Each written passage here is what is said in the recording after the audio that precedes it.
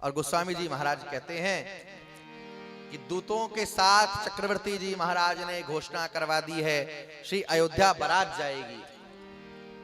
राम जी का विवाह होने जा रहा है, बारात जाएगी अयोध्या जी। और समस्त समाज को एकत्रित किया है, गुरुदेव भगवान वशिष्ठ को बुलवाया है।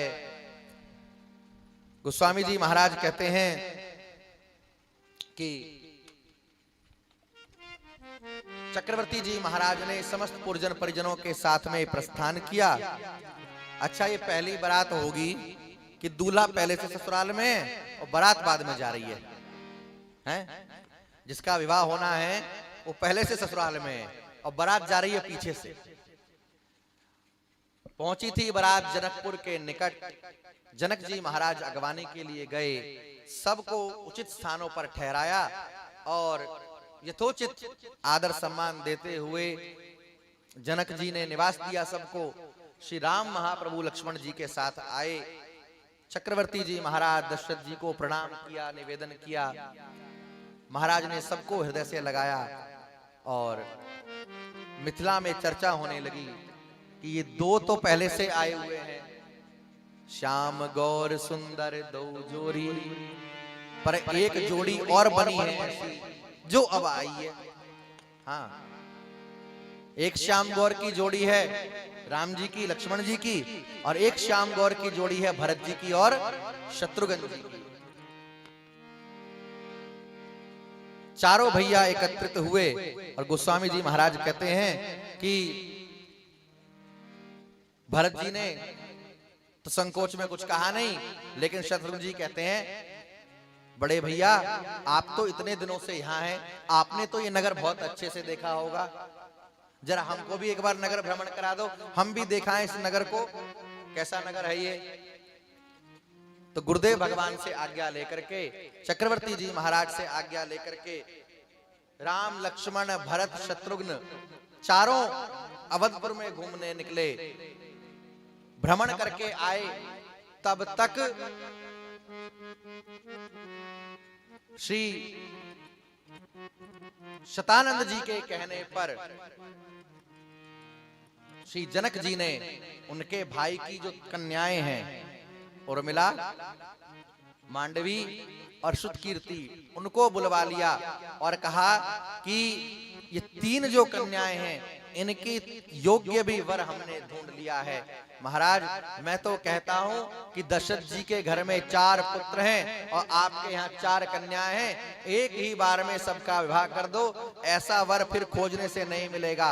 और जिसने देखा उसने फिर ये नहीं कहा कि वर खोज लिया, सबके मुख से एक ही बात निकलने लगी, क्या मिथिलावासी जो कह रहे हैं, मिथिलानियां जो कह रही हैं, आज मिथिला नगरिया निहाल सखिया, आज मिथिला नगरिया निहाल सखिया, चारों दुल्हा में बड़े का कमाल सखिया, चारों दुल्हा में बड़े का कमाल सखिया।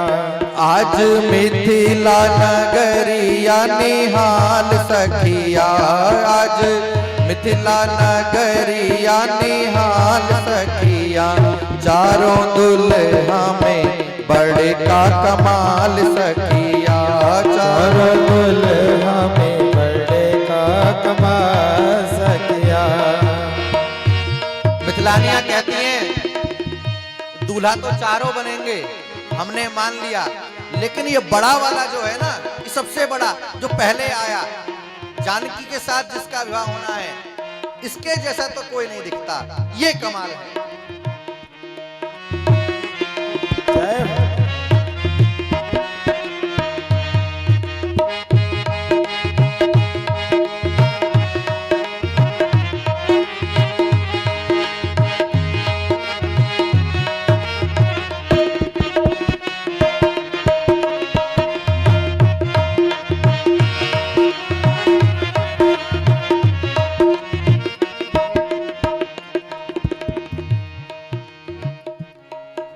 माथे मणि मोरिया कुंडल सोहे कनवा, बड़े मोरिया कुंडल सोहे कनवा, माथे मणि मोरिया कुंडल सोहे कनवा।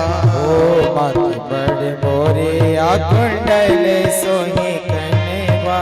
कारे कारे कजरा रे जुलमी नयनवा।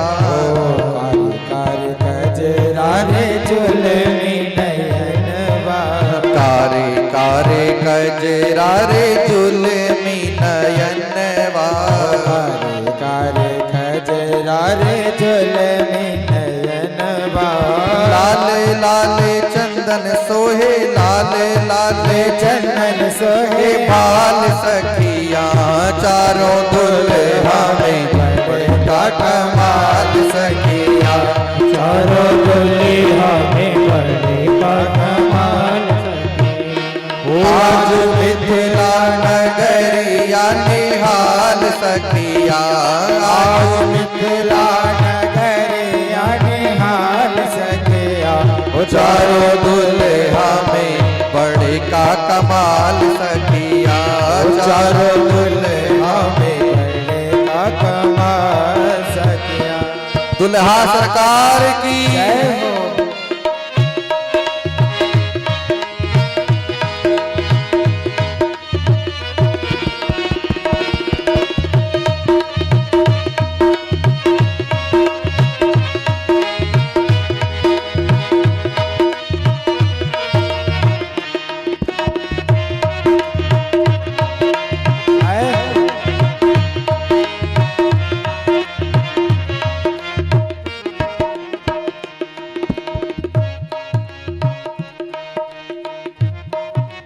और कहती है मिथिलानिया कि देखो जरा इनको। सांवर सांवर गोरे गोरे जोड़िया जहान हो। सावर सावर गोरे गोरे जोड़िया जहान है। सांवर सांवर गोरे गोरे जोड़िया जहान है। सावर सावर गोरे गोरे जोड़िया जहान है। आखियां न देख ली है सुन ली न कान है। ओ अखियाँ ना देख ली ने सुन ली ना कान है। आखियां न देख ली है सुन ली न कान है। ओ अखियाँ ना देख ली ने सुन ली ना कान है। लाल लाल चंदन सोहे लाल लाल चंदन सोहे भाल सखिया चारों दुल्हा में बड़का कमाल सखिया। चारों दुल्हा में बड़का निहाल सखिया। आज मिथिला नगरिया निहाल सखिया। ओ आज मिथिला नगरिया निहाल सखिया। आज मिथिला नगरिया निहाल सखिया। ओ आज मिथिला नगरिया निहाल सखिया। चारों दुल्हा में बड़े का कमाल सखिया। चारों दुल्हा में बड़ा कमाल सखिया। जय हो।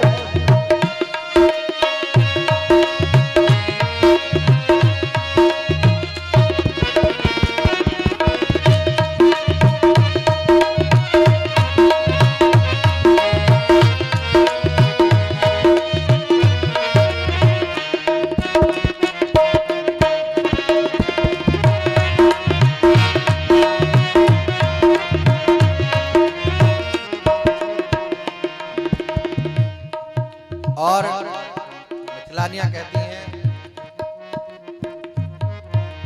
गगन मगन आज मगन धरतिया। गगन मगन आज मगन धरतिया। गगन मगन आज मगन धरतिया। ओ गगन मगन आज मगन धरतिया। देखी देखी दुल्हा जी के सांवरी सूरतिया। ओ देखी देखी दुल्हा जी के सांवरी सूरतिया। देखी देखी दुल्हा जी के सांवरी सूरतिया। ओ देखी देखी दुल्हा जी के सांवरी सूरतिया। नारी सब बेहाल सखिया। ओ बाल व्रत नारी सब बेहाल सखिया। हो चारों दुल्हा में बड़का कमाल सखिया। हो चारों दुल्हा में बड़का कमाल सखिया। आज मिथिला नगरिया निहाल सखिया। ओ आज मिथिला नगरिया निहाल सखिया। ओ चारों दुल्हा में बड़का कमाल सखिया। ओ चारों दुल्हा में बड़का कमाल सखिया। चारों दुल्हा में बड़का कमाल सखिया।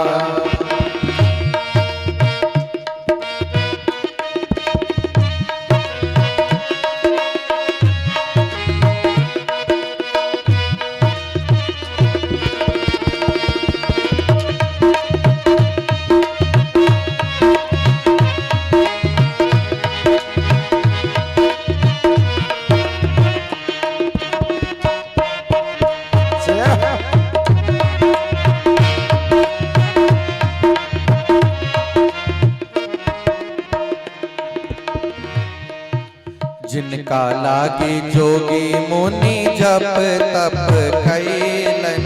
जिनका लागे जोगी मोने जप तप कैलन। जिनका लागे जोगी मुनि जप तप कैलन। जिनका लागे जोगी मोने जप तप कैलन। से हमरा मिथिला में मेहमान भैलन। मेरे हमरा मिथिला में मेहमान भैलन। से हमरा मिथिला में मेहमान भैलन। हे मेरी मिथिला में मेरे मेहमान भैलन। अब लोढ़ा से सिकाई इनकर गाल सखिया। अब लोढ़ा से दिखाए इनकर गाल सखिया। चारों दुल्हा में बड़का कमाल सखिया। चारों दुल्हा में बड़का कमाल सखिया। चारों दुल्हा में बड़का कमाल सखिया। आज मिथिला नगरिया निहाल सखिया। ओ आज मिथिला नगरिया निहाल सखिया। ओ आज मिथिला नगरिया निहाल सखिया। ओ आज मिथिला नगरिया निहाल सखिया। चारों दुल्हा में बड़का कमाल सखिया। चारों दुल्हा में बड़का कमाल सखिया। ओ चारों दुल्हा में बड़का कमाल सखिया। ओ चारों दुल्हा में बड़का कमाल सखिया। चारों दुल्हा में बड़का कमाल सखिया। चारों दुल्हा में बड़का कमाल सखिया। बोलिए दुल्हा सरकार की जय। मिथिलानियां कहती हैं कि ये बड़ा वाला सबसे कमाल है। वर यात्रा की तैयारी हुई। अब देखो भाई, बात ऐसी है कि हमारा तो संबंध है वहां से, कहां से, जहां की ये भाषा है मैथिली भोजपुरी, क्योंकि हम तो लंबे समय तक रहे हैं श्री अयोध्या जी में भी और प्रयागराज में भी, और कुछ समय बिहार में भी बिताया, सीतामढ़ी। तो हम तो बोल जाते हैं, पर भैया ये ठहरे सब ब्रजवासी ब्राह्मण। हाँ, ये पढ़े लिखे ब्रज में, और फिर ब्रज से ही लगा आपका ये अलीगढ़, वर्तमान में तो हरिगढ़ हो गया, तो हरिगढ़, और लगता सा ही है इनका बुलंदशहर भी। तो हमारी तो ठीक है, लगली कहिलन बबुआ, पर ये कभी कभी हो जाता है, क्या करें, है ना। अच्छा, आप समझे कि नहीं समझे? वैसे इतनी कठिन थी नहीं भोजपुरी की कोई बात, समझ गए ना। क्या कह रहे थे मिथिलानिया? चारों दुल्हा में बड़का कमाल सखिया। अच्छा, पूरब में एक परंपरा है, अगर नजर लग जाए ना तो ऐसे इधर जो है माता जी लोग क्या करती हैं नजर उतारने के लिए, वो बत्ती उतारती हैं या फिर वो मिर्चा। हमने भी उतारे थे परसों, हमने ऐसे उतारे हैं। नहीं, मुझे नजर नहीं लगी थी, मुझे लगेगी तो एक ही बार लगेगी, और ऐसी लगेगी कि फिर कभी लगेगी नहीं। हाँ, क्योंकि हमारी कुंडली में तो एक ऐसा ग्रह बैठा है कि नजर लगने का सवाल ही नहीं है, और जब लगेगी उसकी लगेगी, ऐसी लगेगी कि फिर किसी की बचेगी नहीं। तो नहीं, ठाकुर जी को लगी थी, हमारे लाल जी को। हाँ, एक सज्जन आए थे, हालांकि उन्होंने किसी गलत भाव से नहीं कहा, बुरा ना माने, किसी गलत भाव से नहीं कहा। उन्होंने ठाकुर जी का दर्शन किया, और शायद जन्म वाले दिन की बात है ना, जन्म वाले दिन, उस दिन जन्म की कथा थी यहाँ। तो बोले महाराज ठाकुर जी बड़े सुंदर हैं। और सुनते ही मेरा, उनका तो अपना मन का भाव सरल था, और मेरा जी धड़क गया। मैंने कहा मिर्चा लाओ, कंडा लाओ, लकड़ी लाओ, झोंको जलाओ। इनकी विचारों की मुसीबत। अब ये भागे कमरों में से कि महाराज मार के प्राण लेके छोड़ेंगे। हाँ, और पछा मिथिला में एक परंपरा है, वहां नजर लग जाती है ना तो ऐसे नहीं उतारते, वो बटना होता है ना, बटना सिल वाला, उसको सेक लेंगे और कपड़े में लपेट करके दोनों गालों से बारी बारी छुआ देंगी। अब पता नहीं माता जी लोग क्या कौन सा गुप्त मंत्र बोलती हैं। अब मैंने पूछा भी एक दिन वहां, तो मैया हंस गई, बताया नहीं कुछ उन्होंने। तो मिथिलानियां कहती है बड़ा कमाल है, इसको नजर न लग जाए, और लगेगी तो हमारे पास उपाय है, हम बटने से इसकी गाल सेक देंगी, नजर से बचा लेंगे। और फिर वर यात्रा की तैयारी हुई। गोस्वामी जी महाराज कहते हैं सर्वप्रथम श्री राम जी को घोड़े पर बिठाया है, जही तुरंग पर राम विराजे। मैंने निवेदन किया था शंकर जी के विवाह के दिन कि वर यात्रा में घोड़े पर बिठाने की जो परंपरा है, उसका सांकेतिक जो कारण है वो ये है कि अश्व को काम का प्रतीक माना गया है। आप एक नए जीवन में प्रवेश कर रहे हैं, नए अनुभव के लिए आप जा रहे हैं। आपको फिजिकल एक्सपीरियंस भी होंगे, मेंटल एक्सपीरियंस भी होंगे। तो ऐसा ना हो कि आप विषयासक्त हो जाएं, केवल भोग में डूब जाएं। घोड़े की लगाम एक बार पकड़ाई जाती है वर को कि भाई इसको एक कदम आगे बढ़ाया जाए, तब जो है उसको चलाया जाता है। आप गृहस्थ जीवन में प्रवेश कर रहे हैं, तो गृहस्थ जीवन आपको केवल कामांध होने के लिए नहीं मिला है। विविध कामनाओं की पूर्ति है गृहस्थ में, लेकिन केवल कामनाओं तक सीमित न रह जाना, काम को लगाम लगा करके रखना, अंधे ना हो जाना, विषयासक्त ना हो जाना, विवेक ना मर जाए। और यहां तो साक्षात काम ही अश्व होकर के आया है, तुरंग के रूप में, घोड़े के रूप में। गोस्वामी जी कहते हैं कि राम की तो कौन कहे, जिस अश्व पर सवार हैं, गति बिलो की खगनायक। गरुड़ जी लजा गए उसकी गति देख करके, उसकी चाल देख करके। ऐसा लगता है गोस्वामी जी के शब्दों में कि शारदा भी उस अश्व का वर्णन करने में समर्थ नहीं है, तो राम के रूप का कौन वर्णन करे। और इंद्र जो है आज 1000 नेत्रों से राम जी का दर्शन कर रहे हैं। गौतम का शाप लगा था ना इंद्र को 1000 नेत्र हो जाने का, तो अब तक तो इंद्र को अन्य देवता प्रताड़ित करते थे, 1000 आंख वाला कह करके, भद्दा कुरूप असुंदर कह करके, लेकिन आज उसी इंद्र से ईर्ष्या कर रहे हैं अन्य देवता। कह रहे हैं कि आज पुरंदर सम को नहीं, आज पुरंदर के समान, इंद्र के समान भाग्यशाली कोई नहीं है। क्यों? ब्रह्मा ने हमको 2 आंख दी। शंकर जी कहते हैं मैं तो केवल 55 हूं, मेरी 15 ही रह गई, मेरा मन नहीं भरता। इंद्र बढ़िया है।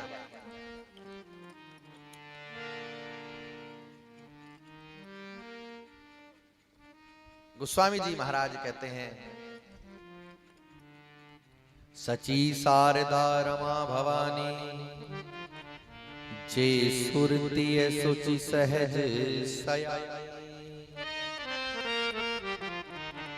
मानवों के से वेश बनाए देवताओं की सब देवांगनाएं मंगल गान कर रही हैं और राम जी को लेकर के मंडप में आए हैं और स्वयं ब्रह्मा जी ने मुहूर्त का शोधन किया है।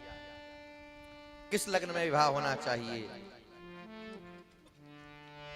और सुंदर समय जान करके, लग्न का मुहूर्त जान करके श्री जानकी जी के साथ राम जी का विवाह संपन्न हो गया। गोस्वामी जी यही लिखते हैं कि पहले राम जी का विवाह जानकी जी के साथ हो गया, उसके बाद समहु बिलो की वशिष्ठ बुलाए, सादर सतानंद सुनियाए।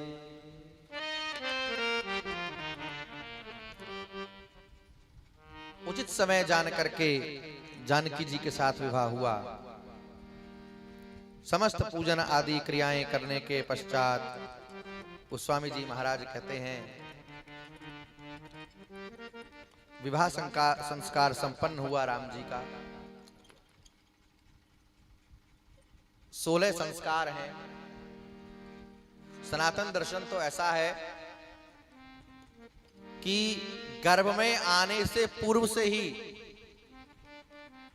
संस्कार आरंभ हो जाते हैं, क्योंकि गर्भाधान को भी संस्कार कहा गया। मैंने कई बार कहा कि आजकल बच्चे नहीं हो रहे, संतानें नहीं हो रही, दुर्घटनाएं घट रही हैं, एक्सीडेंट हो रहे हैं, और फिर प्रकट होकर के एक्सीडेंट ही करता है।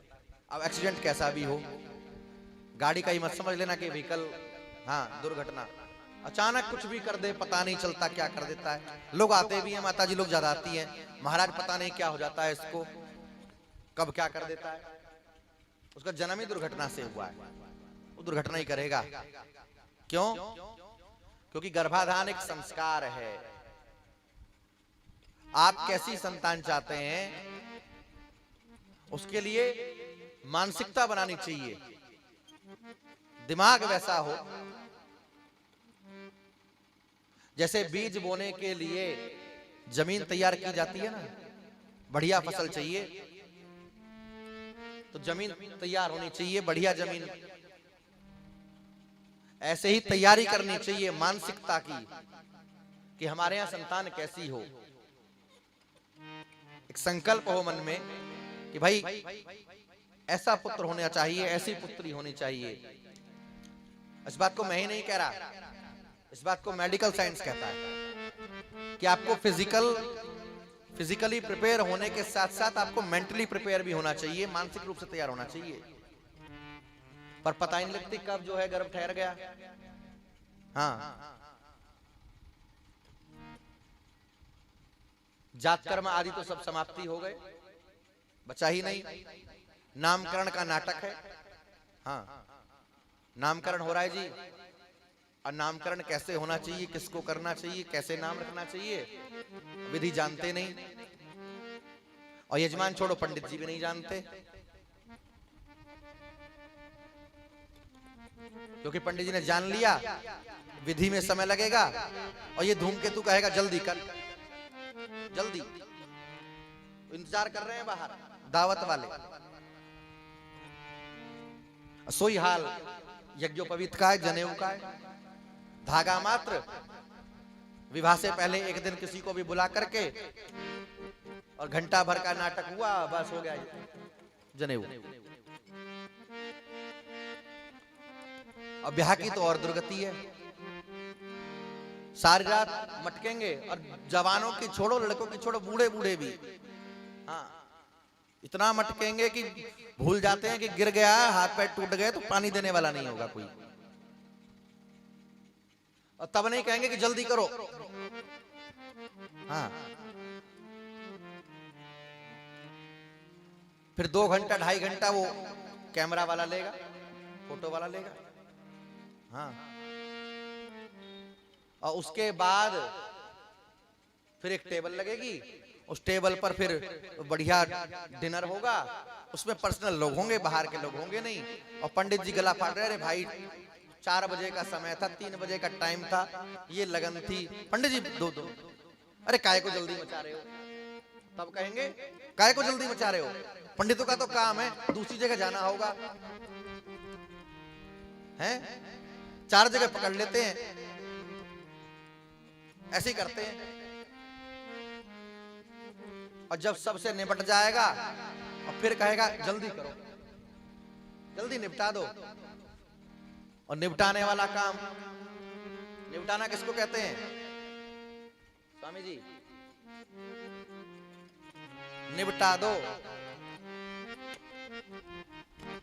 नहीं, मैं सुनी सुनाई बात नहीं है, मेरे अनुभव है भैया, ये मैंने तो कुछ साल झेला भी है।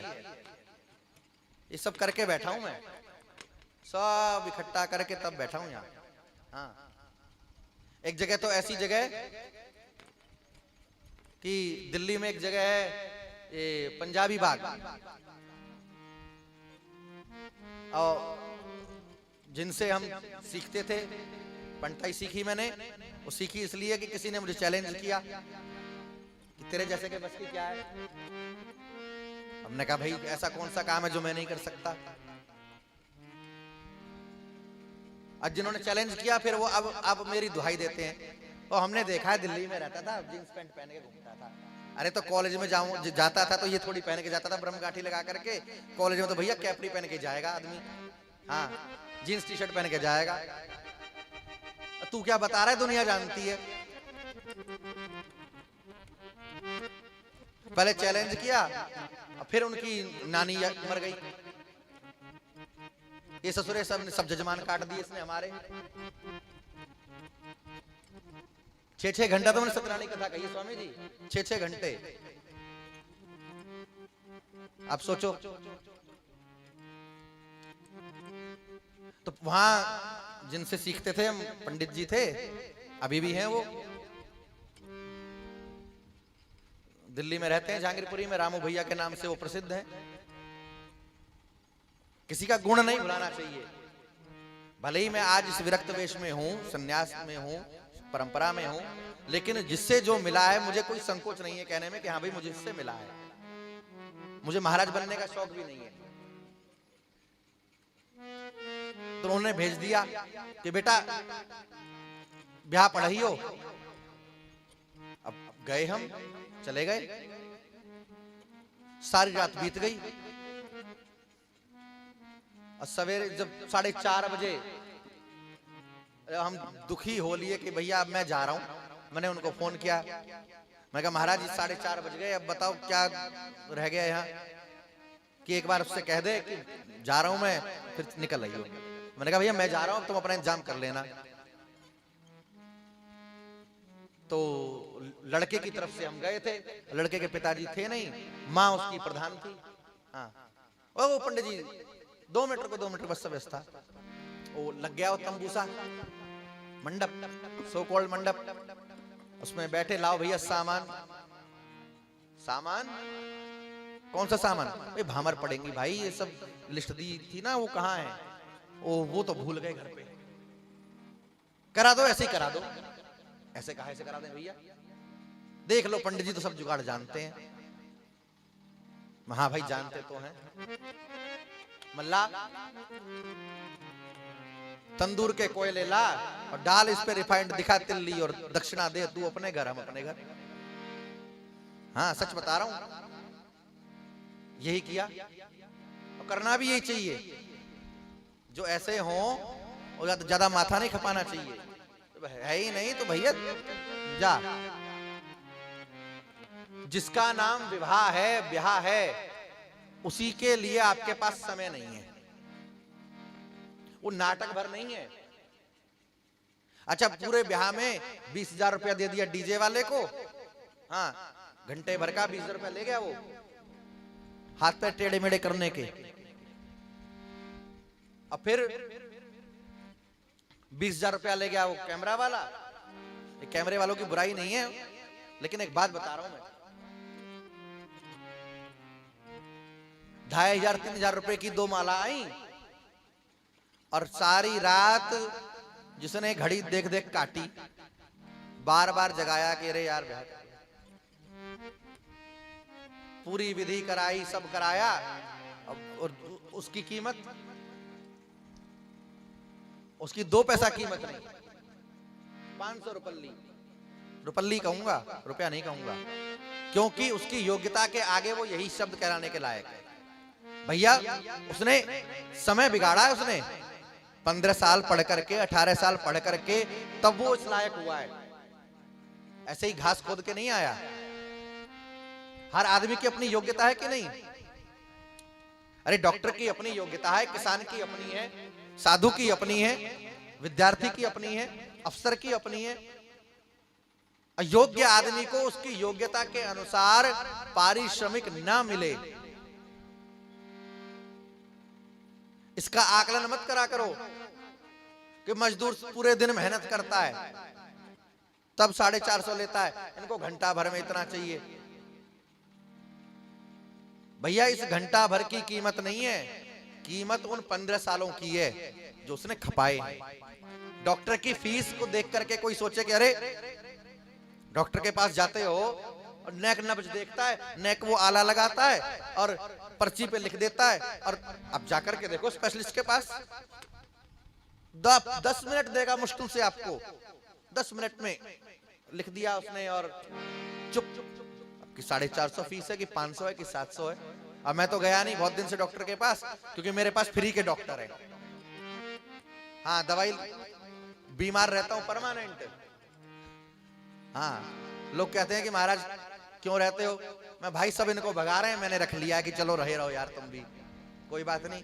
तो फ्री के डॉक्टर मिले हुए मुझे तो, ये 3 तो बीच में बैठे हैं, ये एक सफेद शर्ट में बैठे हैं, ये हमारे पंडित जी के चाचा जी, ये इनके भैया होंगे, भैया तुम्हारे घर में, ये हमारे चेला हैं, और ये लड़का बैठा है, इसके पिताजी हैं डॉक्टर सोनू, और दिल्ली में है कई लोग। अब कोई जाकर के मेरा बैग चेक करे तो उसमें कम से कम 50-60 शीशी विशी मिलेंगी, वो रखी हैं जो की त्यों। और इतना ही नहीं, होम्योपैथी वाले और आयुर्वेद वाले भी नहीं बचे। वो तो बेचारा इतना एक सज्जन है, एक नया नवयुवक है, होम्योपैथी का बड़ा जानकार है, पंडित जी के पड़ोसी गांव का है। उसने कहा कि महाराज तुम ये सब नहीं खाते, अंग्रेजी दवाई ले लेके रख लेते हो, नहीं खाते हो, तो मैं अपनी देता हूँ, हम आयुर्वेदिक देता हूँ। वो बेचारा सब जड़ी बूटी बताया, पंडित जी के भैया ने कूट छान करी, और बेचारा गाय का शुद्ध देसी घी दिया। हाँ उसका घी बिकता है 3,000 रुपया किलो। गिर नस्ल की, साहिवाल नस्ल की गाय रखा है स्पेशल। हड़िया में मंदी आंच पे दूध ओटेगा, फिर वो हड़िया में जमेगा, फिर वो उसमें चलेगा, बड़ा लंबा प्रोसेस है। और बेचारा हमको दे दिया, 2 महीना पहले दिया था, वो रखा है अभी आधा, अभी रखा है, 6 महीना और चलेगा।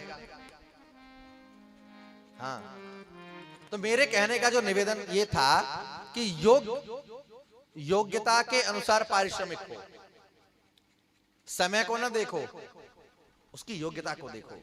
डॉक्टर की योग्यता को देख करके उसकी फीस है, उसका शुल्क है। और जो कम से कम, अरे जो 2-4 बचे हैं संस्कार, उनमें तो कुछ जान रखो, वही पहचान है, नहीं बाकी सब तो जैसी आराम होता ही जा रहा है।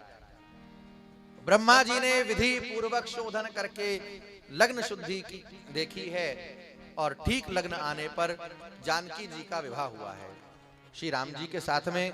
और गोस्वामी जी महाराज कहते हैं कि जसे रघुवीर व्याह विधि बरनी,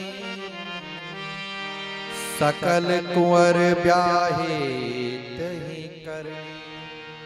उसी विधि के साथ पहले राम जी का जानकी के साथ विवाह संपन्न हुआ, उसके बाद एक साथ भामर नहीं पड़ी। गोस्वामी जी के मत के अनुसार राम जानकी का विवाह होने के बाद फिर लक्ष्मण उर्मिला और भरत जी का मांडवी के साथ में और शत्रुघ्न जी का श्रुतकीर्ति के साथ में विवाह हुआ है। गोस्वामी जी महाराज कहते हैं कि जनक जी महाराज ने बहुत कुछ दिया दशरथ जी को, लेकिन दशरथ जी ने जनकपुर में ही सब कुछ बांट दिया, लिया नहीं, सब कुछ दे दिया। किसी ने पूछा कि दशरथ जी आप क्यों बांटे दे रहे हैं, यहीं का यहीं बांटे दे रहे हैं। दशरथ जी ने कहा कि जनक राज ने मुझे वो धन दे दिया है जिसकी तुलना करता हूं तो ये सब धन मुझे फीका मालूम पड़ता है। गोस्वामी जी महाराज कहते हैं कि सब जिसको जो अच्छा लगा या को सब बांट दिया। और फिर सुहागनों ने राम जानकी को कोहबर में ले जाकर के सब रीति रिवाज कराए, फिर भोजन कराया। और जब भोजन होने लगा तो मिथिलानियां कहने लगी कि हम कुछ पूछना चाह रही हैं राम जी आपसे। हाँ,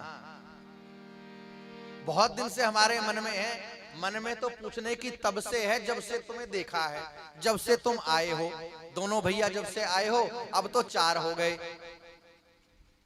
पूछना चाह रही हैं, बता दो, बताओगे? अब राम जी तो बोलते नहीं, बेचारे संकोच में नीचे देख लेते हैं, मुस्कुरा देते हैं। परिहास की बात होगी, राम जी तो परिहास करते भी नहीं, पूरे मानस में राम जी ने परिहास नहीं किया। अच्छा, राम जी का अनुसरण करने वाले भरत हैं, भरत भी संकोच में हो जाते हैं, पर लक्ष्मण जी कहते हैं मैं बताऊंगा।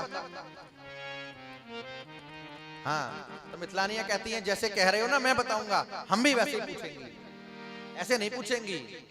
और मिथिलानियां कहती हैं कि हमने सुना है कि लोग ना मिथिला में तुमको गालियां दे रहे थे।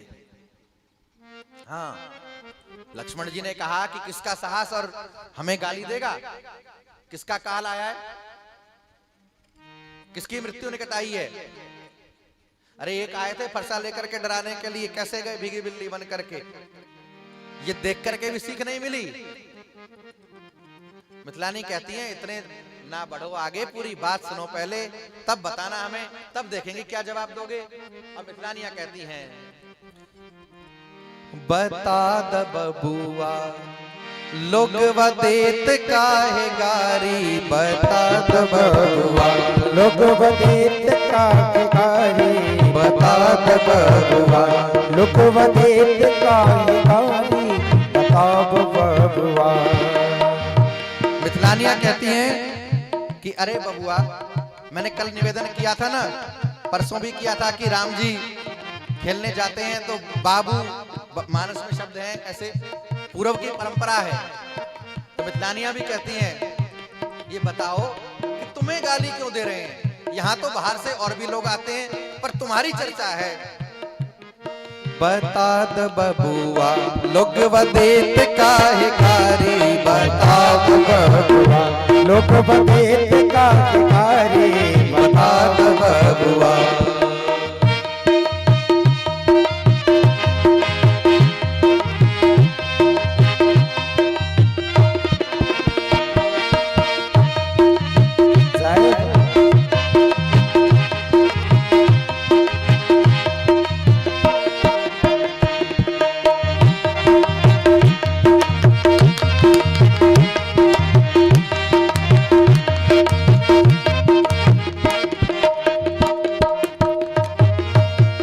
तो से पूछीला हे धनुआ धारी, हम तो से पूछीला हे धनुआ धारे, हम तो से पूछीला हे धनुआ धारी, हम तो से पूछीला हे धनुआ धारे।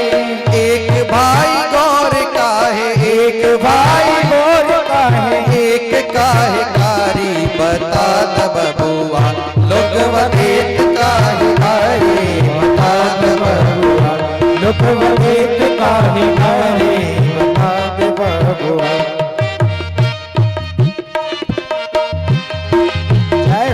मिथिलानियां कहती हैं एक गोरा है एक काला है, इनमें इतना अंतर क्यों है?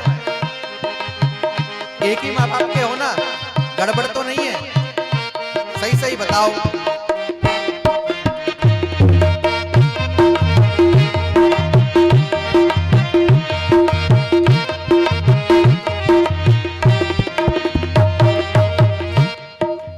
राजा दशरथ जी कैले होशियारी, राजा दशरथ जी कैले होशियारी, राजा दशरथ जी कैले होशियारी, राजा दशरथ जी कैले होशियारी।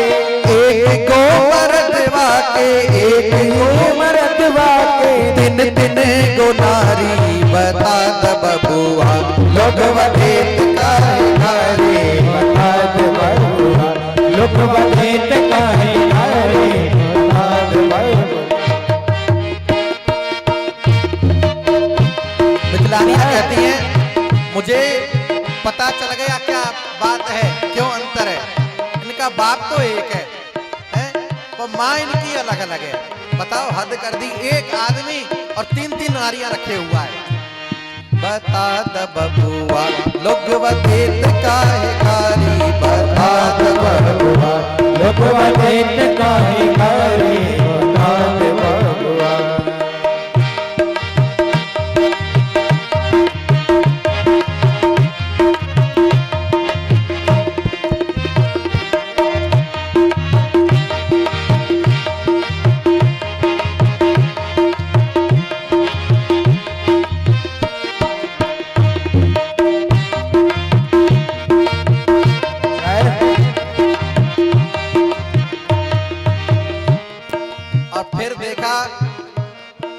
वशिष्ठ जी की ओर, और वशिष्ठ जी की ओर देख करके बोला मिथिलानियों ने कि ये देखो, जब से आए हैं मंडप में तब से हमारी दृष्टि इन्हीं पर है। ये बूढ़े बाबा जो बैठे हैं, हाँ, ई बूढ़ा बाबा के पाकल पाकल दाढ़ी, हे बूढ़ो बाबा के पाकल पाकल दाढ़ी, हे बूढ़ा बाबा के पाकल पाकल दाढ़ी, हे बूढ़ा बाबा के पाकल पाकल दाढ़ी।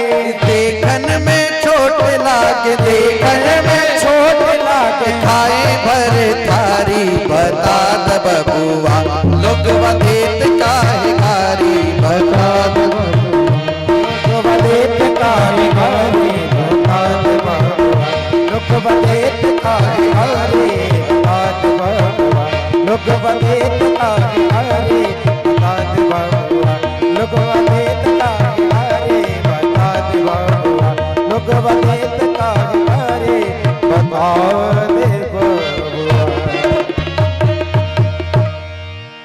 मिथिलानियां कहती हैं कि कुछ तो कहो। अब ये सुन करके जो लक्ष्मण जी तमक रहे थे, राम जी ने पैर से और लक्ष्मण जी के पैर का अंगूठा दबा दिया। हाँ, कहा कि शांत रहो, यहाँ शांत रहने में भलाई है। हाँ, इसी में सुख है, ससुराल का यही सुख है। अब तो नहीं, शायद होता होगा, नहीं बहुत साल पहले, क्योंकि हमने तो बारात करी है भाई, साधु होने से पहले करी है, तो करी साधु होने के बाद भी है, पर ऐसी करी है कि गए और जैसे देवता महाभारत में आते थे ना, टीवी में दर्शन दे के चले आए। साधु होने के बाद ऐसी करी है। पर दो बारात हमको करनी है अब जीवन में, यदि रहे तो। हाँ, दो बारात करनी है। एक तो ये इसकी करनी है और एक लक्की की करनी है। दो बारात करनी है अगर रहे तो, पूरी बारात। अच्छा, बारात में जाने में बड़ा झंझट है। अब बुलाना नहीं चाहिए, वैसे बाबा जी लोग को तो बुलाना नहीं चाहिए। बारात में बुलाने पर बाबा जी लोग को ठीक नहीं है। स्वामी जी क्षमा करिएगा, हाँ, लेकिन ठीक नहीं है बाबा लोग को बुलाना। बड़ा डर रहता है मुसीबत का। काहे की मुसीबत? और ब्याह होते तक इतने झंझट रहते हैं जिसका कोई ठिकाना नहीं। और बाबा जी को देख करके बाबा आए हैं दुनिया जय सिया राम महाराज नमो नारायण, और छोड़ करके सब कुछ, और बाबा को हैं, अरे कुर्सी लाओ और पानी लाओ, और महाराज अच्छा भोजन नहीं करोगे तो मीठा खा लो, चलो दही ले लो, ये ले लो, हैं? दुल्हा देखता है साला हमसे तो यही बढ़िया है, छोड़ो झंझट, फेंक माला मूला सब, चल। तो मुसीबत होगी कि नहीं? और बाबा के मन में आ गया इसमें बड़ा मजा है, देखो भाई कितना मजमा जुटा है। और देखो कितनी खुशी हो रही है। तो एक काम करते हैं, हम भी देखते हैं एक बार। बाबा जी का मन बदल गया तो मुसीबत, और दुल्हा का बदल गया। इससे बढ़िया है वहीं डेरे पर ही मिठाई बिठाई कुटिया पे ही भिजवा दो, बढ़िया। हाँ सही है कि नहीं स्वामी जी, ठीक बात है ना। हाँ हम साथ साथ हैं, बोलो जय सिया राम। तो ये परिहास हुआ, और गोस्वामी जी महाराज कहते हैं, बहुत दिवस बीते एही भांति, जनु स्नेह रजू बंधे बराती। स्नेह की डोरी से बराती मानो बंध गए हों। दशरथ जी कहते हैं कि महाराज अब आज्ञा दीजिए। तो जनक जी कहते हैं कि जाना तो है ही, आज भर रुक जाइए, आज की रात काट लीजिए, सवेरे विदा कर देंगे। और सवेरे जब दशरथ जी तैयारी करते हैं तो जनक जी पहुंचते नहीं है दशरथ जी के सामने। हाँ शतानंद जी को भेज देते हैं। शतानंद जी कह देते हैं कि महाराज अब पता नहीं, देखो हम लोग महात्मा लोग हैं, मैं इनका कुल पुरोहित, वशिष्ठ जी आपके कुल पुरोहित, हमको इधर से छुट्टी नहीं, उनको उधर से छुट्टी नहीं, ये अवसर मिला है, कुछ बातें हम भी आपस में बतला लें, दो चार चर्चा कर लें, भाई यज्ञों की कर लें, कुछ विधियां जान लें। वशिष्ठ जी बड़े हैं आयु में, ज्ञानी हैं हमसे, ये आज का दिन दे दीजिए। दशरथ जी कहते हैं अब इनकी बात कैसे टालें, चलो ठीक है आज का दिन। फिर रात बीतती है, फिर दिन निकलता है, तो फिर किसी और को जनक जी भेज देते हैं। और हमारे आचार्य लोग तो कहते हैं, मामा जी कहा करते थे हमारे नारायण दास भक्तमाली जी महाराज, उनकी प्रसिद्धि थी मामा जी नाम से, सुदामा कुटी में रहते थे। कभी आप जाओ सुदामा कुटी वृंदावन में, परिक्रमा मार्ग पर सुदामा कुटी, वहीं निवास करते थे मामा जी। वो जानकी जी को बहन मानते थे भी बिहार के ही बक्सर वाले मामा जी। वो कथा भी कहते थे, तो जानकी जी ही नहीं कहते थे हमारी बहन, ऐसे ऐसे कहते थे, हमारी बहन जी, हमारे बहन। और उन्होंने जब तक कथा कही, राम विवाह से आगे कथा नहीं गाते थे, चाहे 9 दिन कहलवा लो, चाहे 10 दिन, चाहे 12 दिन, चाहे महीना, चाहे साल भर। उनकी शर्त रहती थी कथा कहेंगे साल भर कह देंगे, लेकिन राम विवाह से आगे नहीं जाएंगे। लोग पूछते कि क्यों महाराज, क्यों? तो कहा था एक बार मामा जी ने कि भैया बाकी लोग कहें सो कहें, पर हम मिथिला वाले हैं, और कैसे अपनी बिटिया को वनवास के लिए भेज देंगे। कौन पिता होगा जो बेटी को वनवास देगा? हम तो नहीं।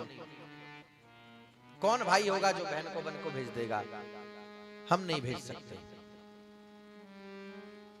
एक प्रयागदास मामा जी हुए, भक्तमाल में उनकी कथा आती है।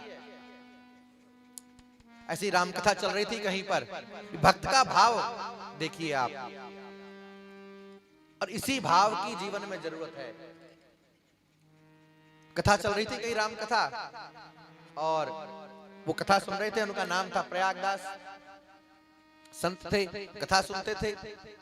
कथा सुन करके उस दिन प्रसंग हुआ कि राम जी वन को चले गए।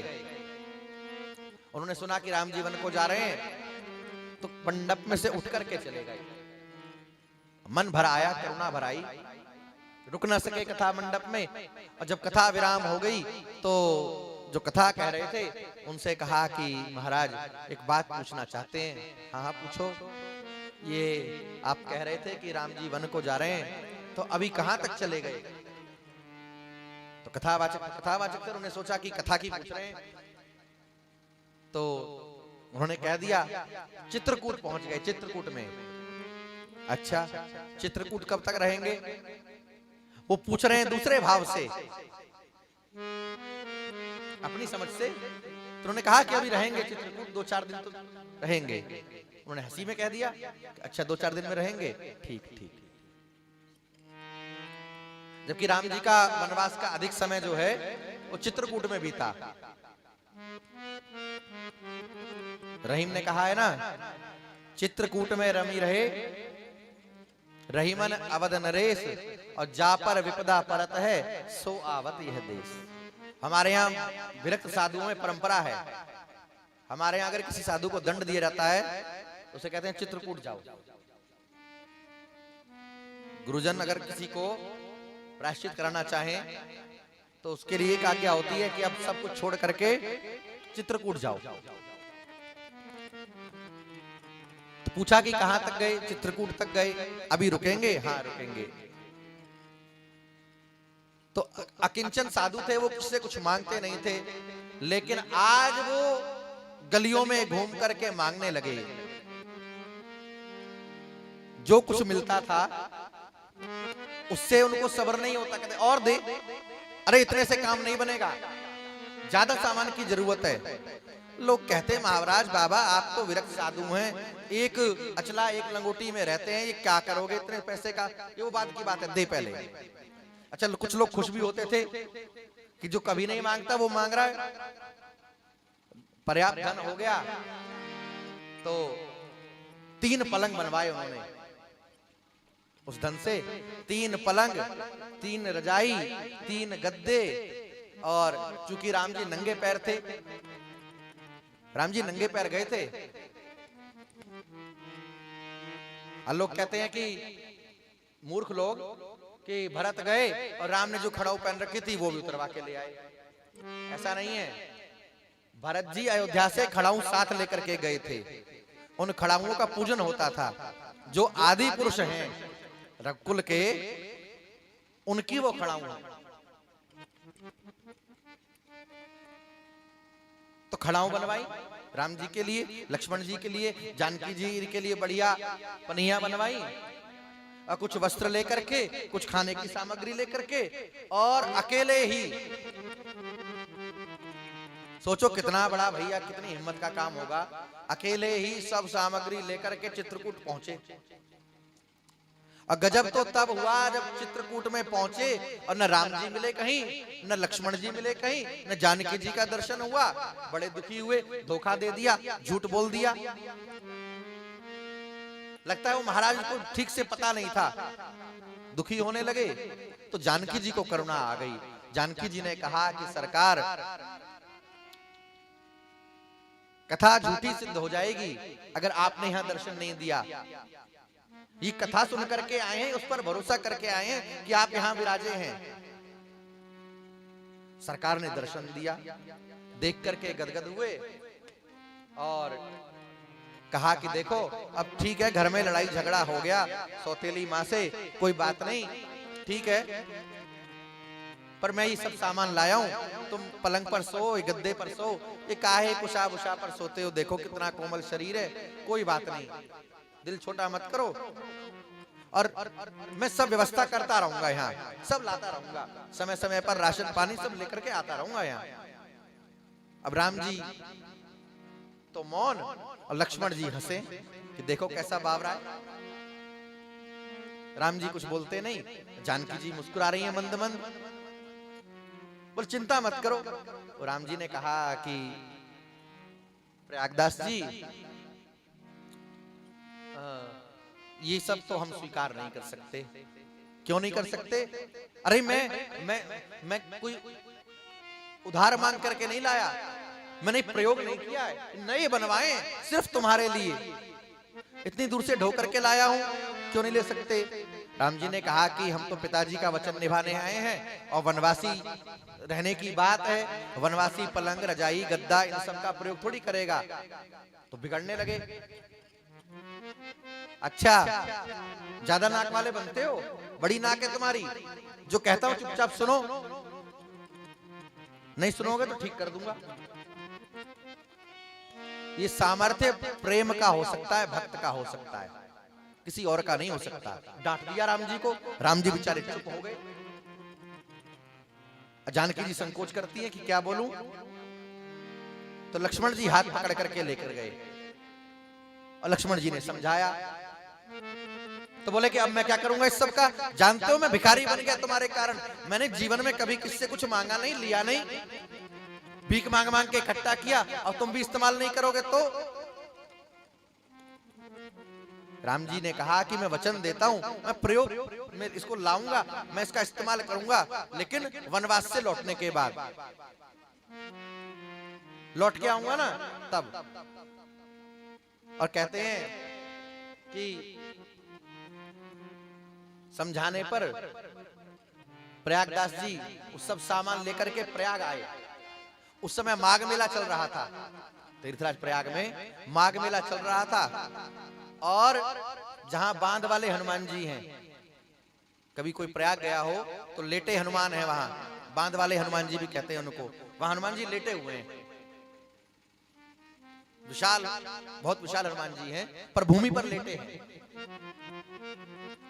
वहां बांध वाले हनुमान जी के पीछे और जाकर के सब सामान धर दिया और एक एक करके 2 पलंग डाल दिए संगम में, और सब बोरिया बिस्तरा जो कुछ ले गए थे सब डाल दिया। एक पलंग वहां बिछा लिया और रजाई गद्दा एक रख लिया और बैठ गए ओढ़ करके। अब लोग आते जाते देखें कि ये प्रयागदास एक लंगोटी में रहते थे, एक अचला में रहते थे, ये आज रजाई और इतना बढ़िया बिस्तर सब लेकर के बैठे हैं। कहां से हो गए साधु, निकल गया त्याग। संसारी लोग ऐसे कहते हैं, कहते कि नहीं कहते महाराज? अच्छा सब कुछ छोड़ दो, लंगोटी भी रहने लगो। अरे कुछ है ही नहीं, कौन पूछेगा इसको? हाँ, कोई दम ही नहीं है, बड़ी मुसीबत। तो इसलिए मिल जाए, हम विरोध नहीं करते, न बढ़िया कपड़े का करते हैं, ना बढ़िया सामान का करते हैं। हम मौज में रहते हैं, बढ़िया पहनते हैं, बढ़िया खाते हैं, और रहना भी नहीं चाहिए। परमात्मा की कृपा से प्राप्त हो तो बढ़िया से बढ़िया जो प्राप्त हो रहा है प्रसाद स्वरूप। हमारा ये मानना है साहेब, हम इस संसार को माया फाया जान करके नहीं जीते स्वामी जी, हम इस संसार को भगवान का प्रसाद मान करके जीते हैं। जो कुछ है हमको भगत लोग बढ़िया खादी देते हैं। खादी ये 800 रुपया 900 रुपया मीटर कपड़ा आता है, 4500 5000 रुपए का एक सेट बनता है 5 मीटर।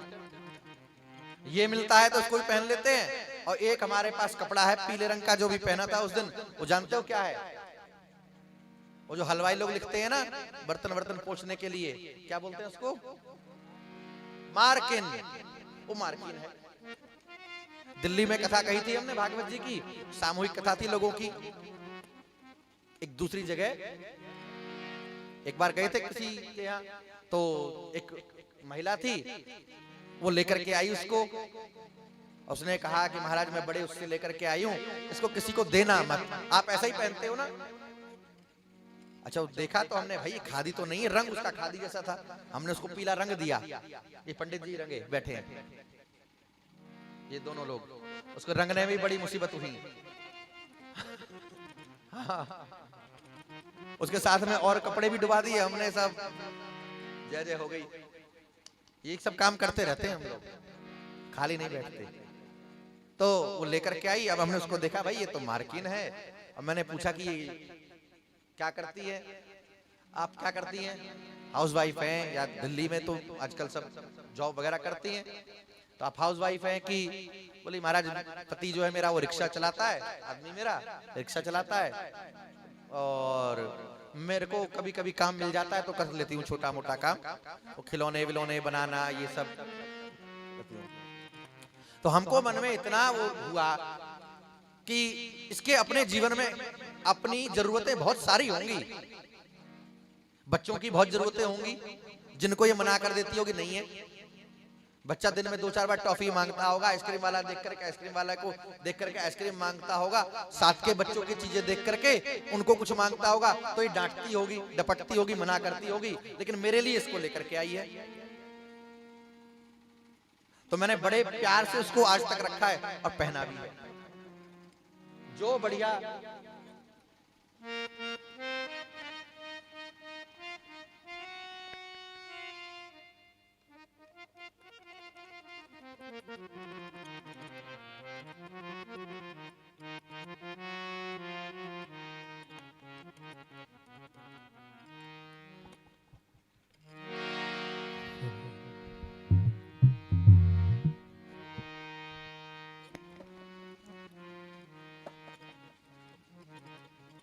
क्या कह रहे थे?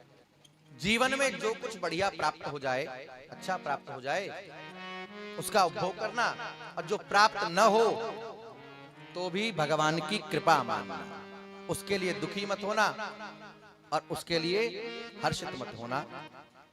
तो यहां पर श्री जनक जी महाराज, हमारे आचार्य लोग कहते हैं कि 6 महीना राम जी जनकपुर में रहे, और एक दुर्घटना के कारण, एक दुर्घटना कोई गांव में घट गई है। आज राम जी को जनकपुर में छोड़ करके कल फिर यहां से आगे की कथा हम लोग सही समय पर 12 बजे हम लोग शुरू करेंगे, आगे की यात्रा शुरू करेंगे। आज श्री राम जी को यहाँ जनकपुर में, क्योंकि 6 महीना राम जी रहे जनकपुर में, तो एक रात एक दिन थोड़ा हम लोग भी आराम कर लेंगे। 2 मिनट भगवान का नाम लेकर के फिर आरती और प्रस्थान करिए। श्री राम जय जय राम, श्री राम जय जय राम, श्री राम जय जय राम, ओ श्री राम जय जय राम, श्री राम जय जय राम, श्री राम जय जय राम, श्री राम जय जय राम, श्री राम जय जय राम,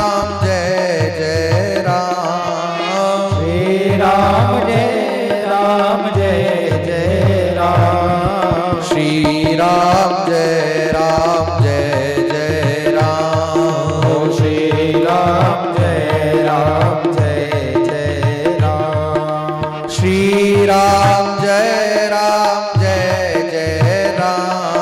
राम, श्री राम जय जय राम, श्री राम जय जय राम, श्री राम जय राम, श्री राम जय जय राम, ओ श्री राम जय जय राम, जय सिया राम जय सिया राम, जय सिया राम जय सिया राम, जय सिया राम जय सिया राम, जय सिया राम जय सिया राम, जय सिया राम जय सिया राम, और जय सिया राम जय सिया राम, जय सिया राम जय सिया राम, जय सिया राम जय सिया राम, संकट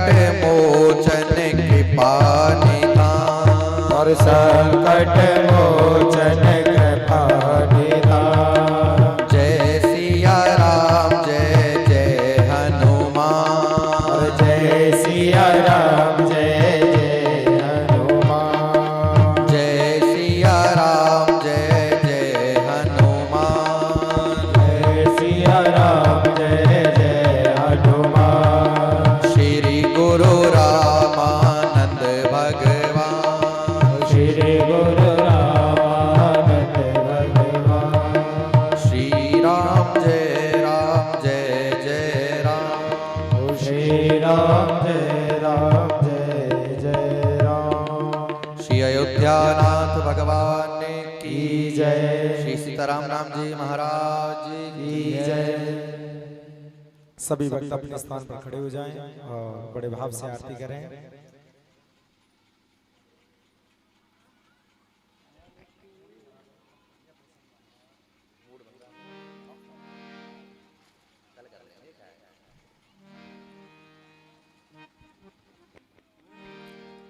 परीक्षा जी आरती का थाल लें। परीक्षा जी वहां बातें ना करें, इधर आ जाओ।